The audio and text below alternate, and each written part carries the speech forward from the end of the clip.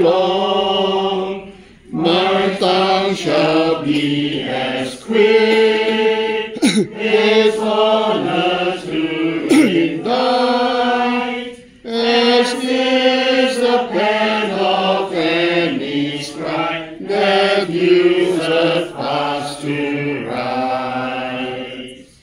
Thou hast of all men, grace in thy lips doth flow, and therefore blessings evermore on thee the God bestow.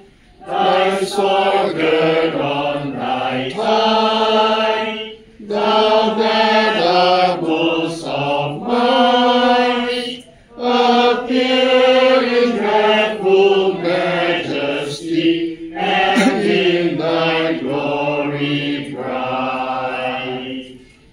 For meekness, truth, and right, right prosperously in state, and thy right hand shall teach to thee things terrible and great. Thy shout shall pierce their hearts, their foes are through the teeth, whereby into subjection the people thou shalt bring. Thy royal seat, O Lord, forever shall remain.